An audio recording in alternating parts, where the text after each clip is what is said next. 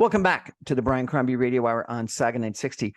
Jeannie Becker just told us about her recollections of Olivia Newton-John, which were really heartfelt and was really quite interesting. And she was an icon of lots of us in our teenage years.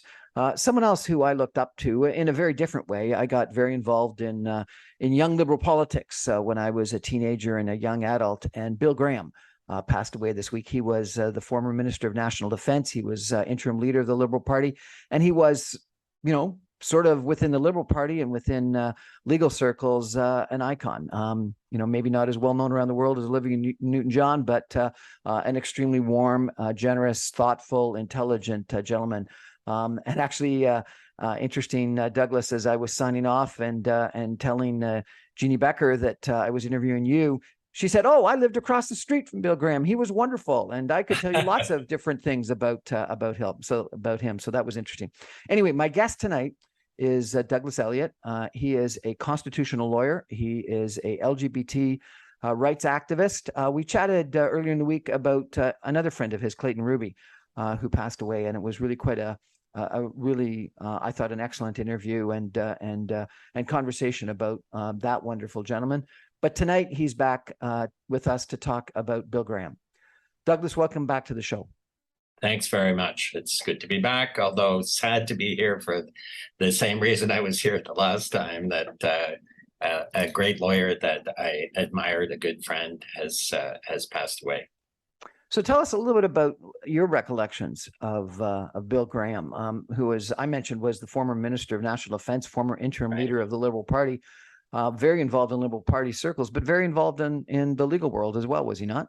Oh, yes. Well, that's where I first met Bill Graham, actually, when I was at U of T Law School back in the late 70s, early 80s. He used to teach there. Bill was a brilliant lawyer. He had a doctorate from the Sorbonne, spoke French fluently. And I just I wasn't in his class, but I just sort of met him briefly then.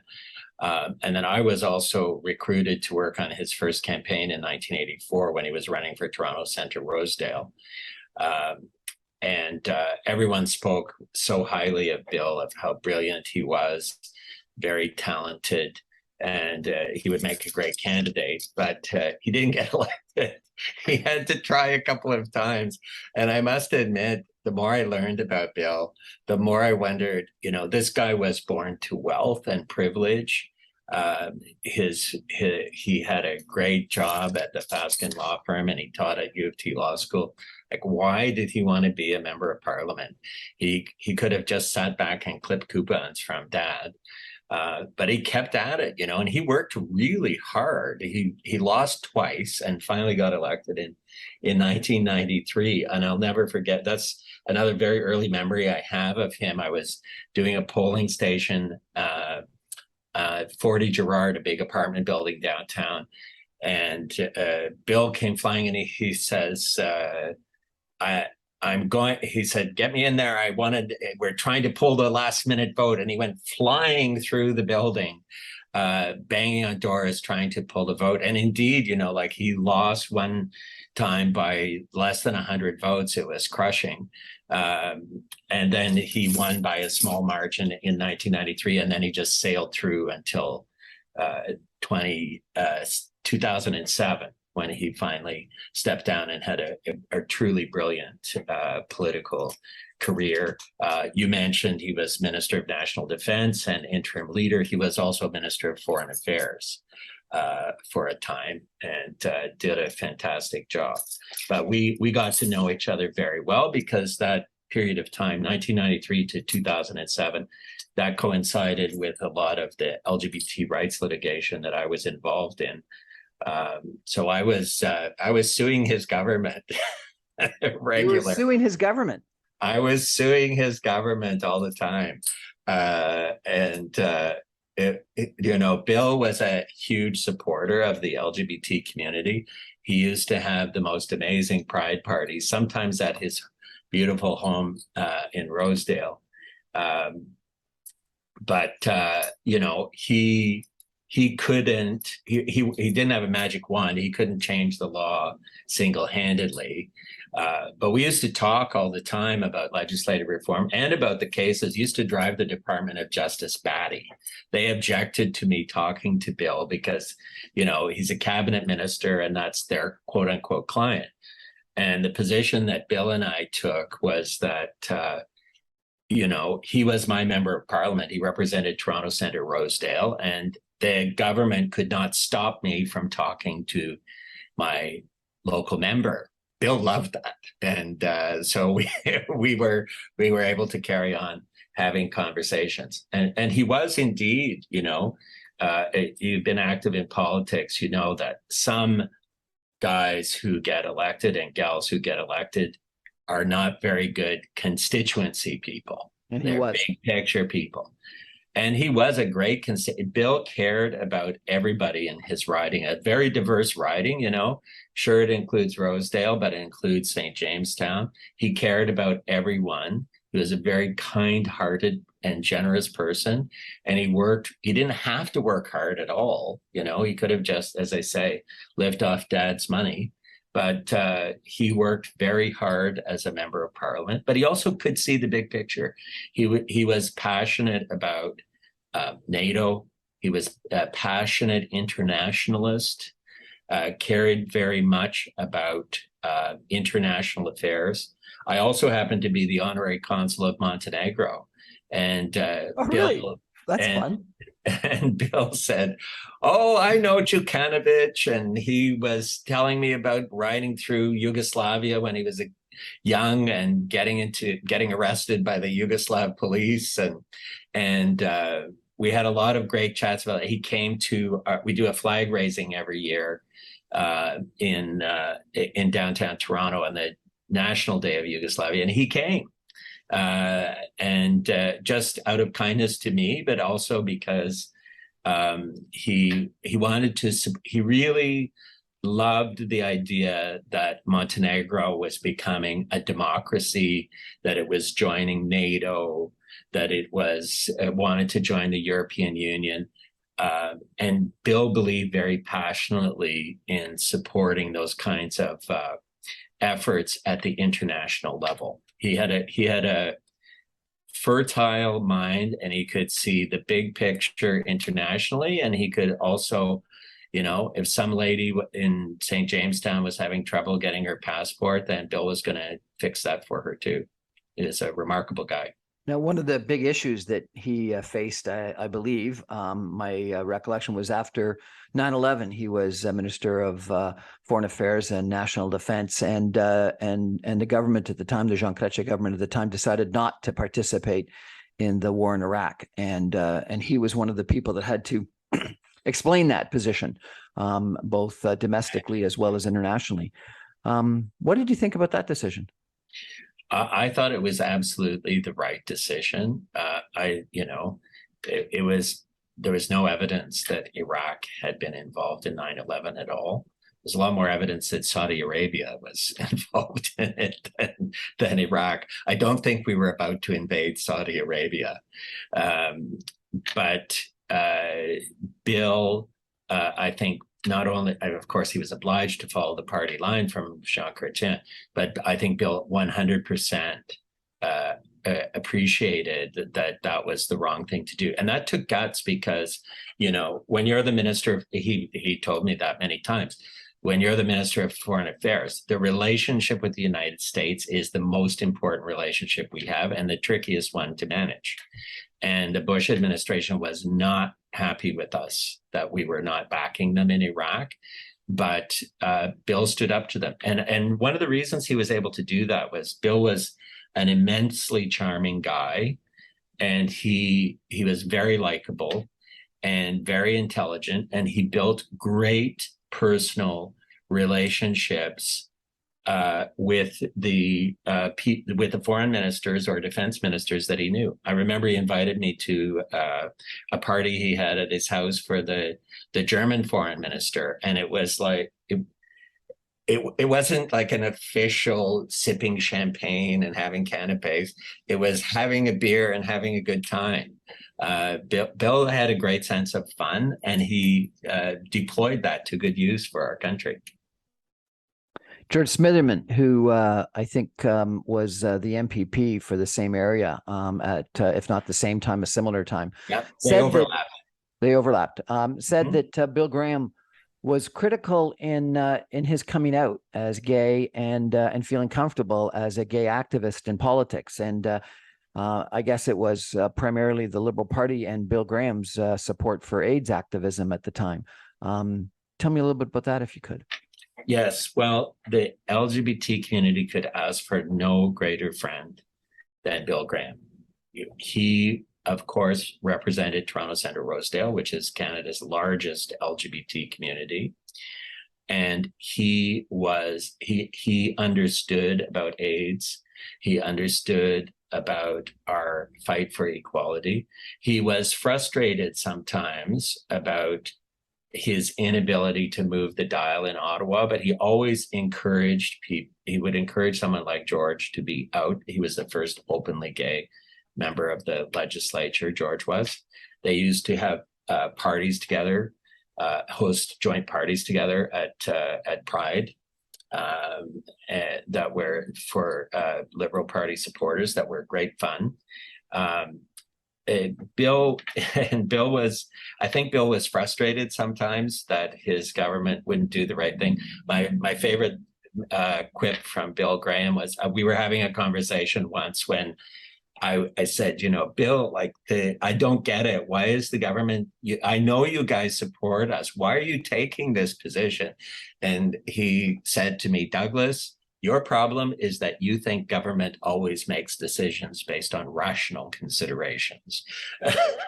And it was a bit of realpolitik that sort of brought me down to earth. And, and people would, in those days, it was incremental, right? Like we had friends within the Liberal government, like Bill Graham. I would say he was our number one friend, frankly,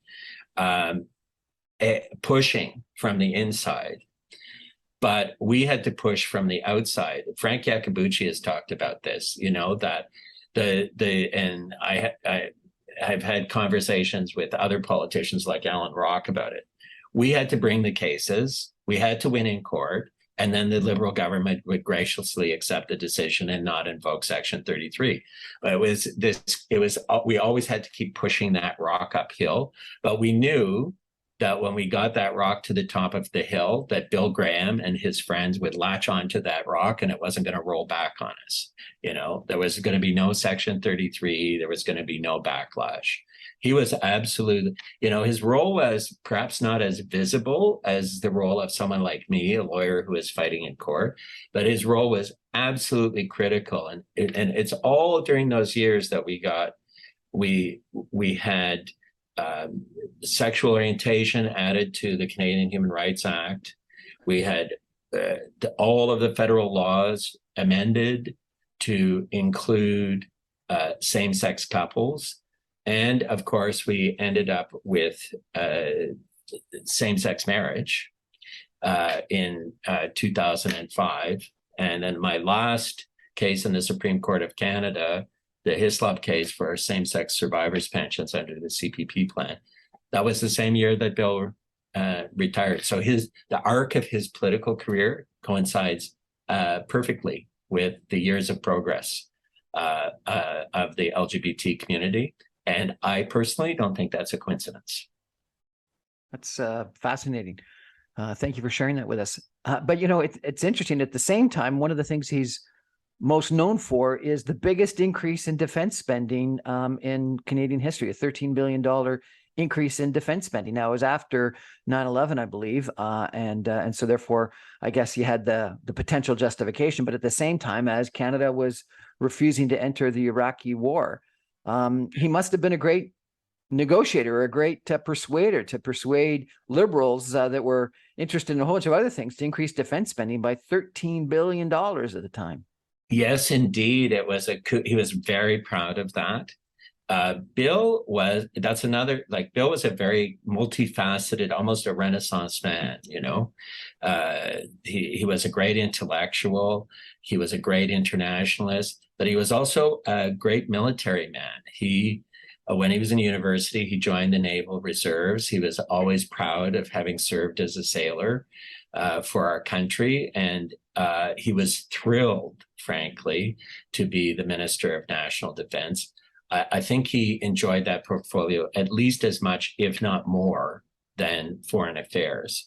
And he was very proud of having secured that support, because traditionally the Liberals tend to cut the budget for defense, and he knew they needed more money, and he fought for that and got it. And he was very, very widely respected in the Canadian Armed Forces.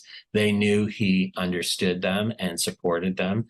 And so, for example, he was Colonel-in-Chief afterwards of the Governor-General's Horse Guards, the honorary Colonel-in-Chief. He was always, any kind of veterans events and things like that, he was always there to support them. And he was a huge supporter of the NATO Association of Canada. And in fact, that's the last time I saw Bill was just before the pandemic hit. We were at an event together celebrating the 70th anniversary of NATO. And I gave him a lift home afterwards. Kind of strange for a humble middle-class guy like me giving a millionaire a lift. But anyway, I did. He had just recovered from a bout of ill health, but we had a really great chat. But everybody, there's a lot of consular officials in Toronto. We have as many consuls, almost as many consuls in Toronto as there are in New York. And everybody knew Bill and everybody loved Bill, and no one was surprised to see him there all those years after he had retired from defense, celebrating and supporting NATO. And of course, I think today we realize with what's going on in Ukraine just how important NATO is to our country and to the world. No question. But Bill understood that from the get-go. And he was also very involved in education, very supportive of U of T, was he not? He was, yes, I mentioned that he was a professor at U of T Law School, but he was also the chancellor of Trinity College. He was a good Anglican, and he was the chancellor of Trinity College. I remember very well when he was the chancellor, a doctorate was presented to Reverend Brent Hawkes, a famous activist, and I had the privilege of hooding Dr. Hawkes. But Bill was beaming. He was grinning from ear to ear. He was so thrilled to be participating in that. But he also was very generous to the University of Toronto. He established the Bill Graham Center at Trinity to support studies on contemporary international history. Really, the world of Bill Graham, international affairs, NATO, working very closely with the Monk Center, which Bill also supported. He was a lifelong learner himself, but he was also a lifelong educator. He loved having those opportunities for interacting with university students. He enjoyed a lively debate about important international issues, and he enjoyed a good laugh. He had a great sense of humor. He was very funny. There's no question. I remember many of his speeches and some conversations with him that were surprisingly humorous. Yeah, Bill was almost, my memories of Bill, he was almost always smiling and laughing. And I think his favorite adjective was crazy. He'd say, "Oh, that's crazy." But he just had a great sense of fun. He held great parties. I remember once he called me up and he said, "Doug, you wouldn't have to be in Montreal on Friday night, would you? Because I have to be in Montreal, and I wanted to go out to dinner with someone and go out, and have a bit of fun."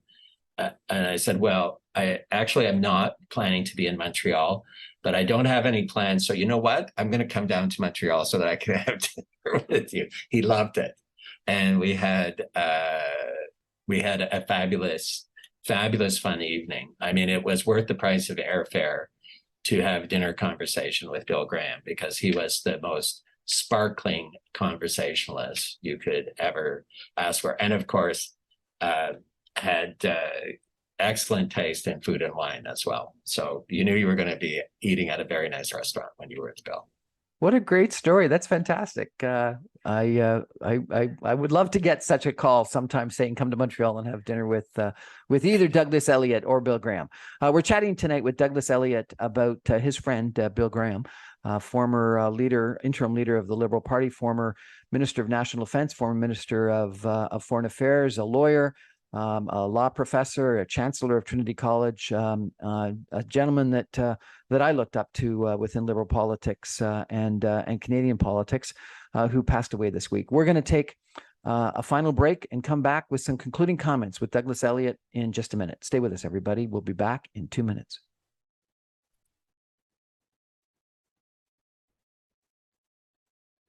Welcome back, everyone, to the Brian Crombie Radio Hour on Saga 960. It's been an interesting evening for me, chatting with Jeannie Becker about Olivia Newton-John, who was someone who I loved watching on the film on Grease and listening to her music, and Jeannie's recollections of Olivia Newton-John, and then chatting with Douglas Ellliott, a constitutional lawyer and an LGBT rights activist, about Bill Graham, former Minister of National Defense, former Minister of Foreign Affairs, former interim leader of the Liberal Party. Douglas, we chatted earlier in the week about Clayton Ruby as well, another friend of yours who passed away. You know, I think about our conversation with Clayton Ruby, our conversation tonight about Bill Graham. I don't know if I could think of many members of our current cabinet or even our past cabinet that had sort of the I'm not sure if luster is the right word, but the reputation, the impact on society, people that you would think would be logical interim leaders, if not, frankly, long-term leaders. Is there something about our society that doesn't have such icons as Douglas Ellliott, Clayton Ruby, Bill Graham anymore?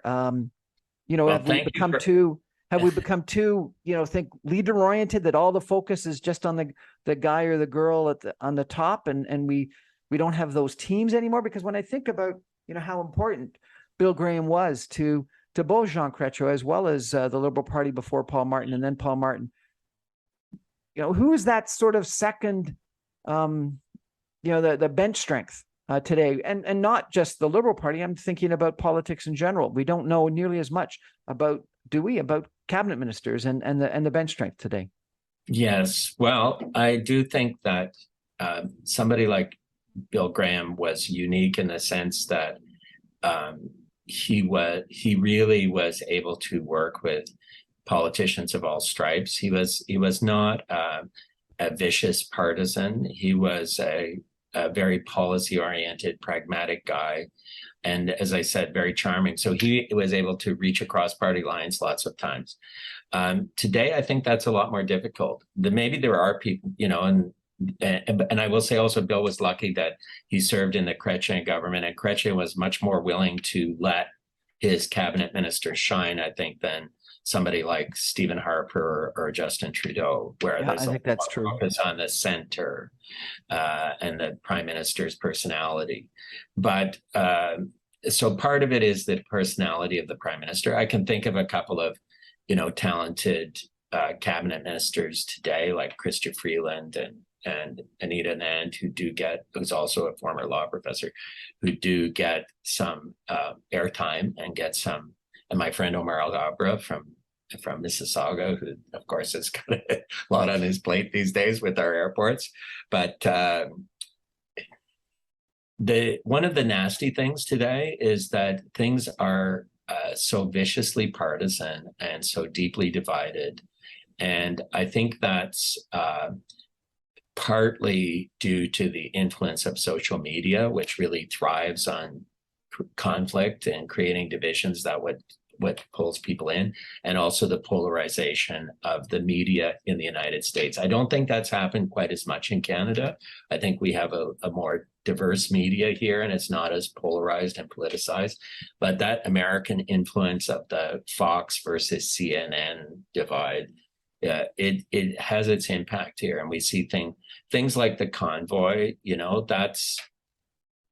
That is alien to everything that Bill Graham stood for.